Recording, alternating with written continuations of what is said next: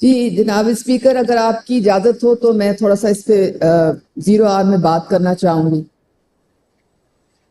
جناب speaker, this is a very alarming situation. یہ جس بچی کے ساتھ یہ واقعہ ہوا ہے یہ میری بیٹی بھی ہو سکتی تھی. یہ اس ایوان میں بیٹھے ہوئے جتنے ہمارے معزز اراکین ہیں ان کی بیٹیاں یہ بہنیں بھی ہو سکتی تھیں. ہم نے اپنی بیٹیوں اور بہنوں کی سیفٹی کے لیے ہم کیا کر رہے ہیں؟ ہماری چیف منسٹر مریم نواز صاحبہ، ان کی زیرو ٹالرنس ہے as far as women are concerned. اگر ہم اپنی ایک بچی کسی کو ملنے گئی ہے فیصل آباد میں اور اس کے ساتھ یہ ناگہانی آفت اس کے سر پہ پڑ گئی، اجتماعی زیادتی، کیا ہم اپنی بچیوں کو تحفظ نہیں دے سکتے؟ کیا ہم نے ان کو تالا مار کے گھروں میں رکھنا ہے کہ وہ اتنی اپنے آپ کو غیر محفوظ سمجھے کہ وہ نکل ہی نہ سکے؟ تو وہ تعلیم کہاں سے حاصل کریں گی؟ وہ جابز کیسے لیں گی؟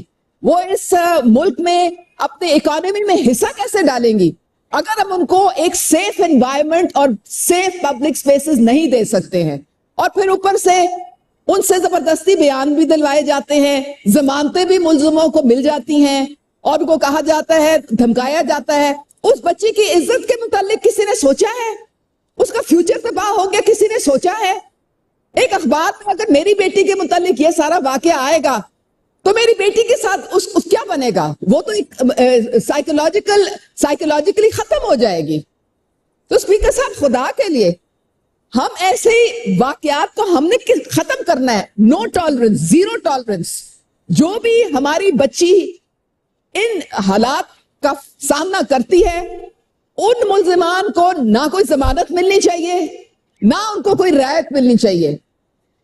ان کو قرار واقعہ سزا ملنی چاہیے تاکہ کسی کی ہمت نہ ہو دوبارہ کسی بھی بچی کے ساتھ یہ سلوک کرنے کی. جی آپ درست کہہ رہی ہیں.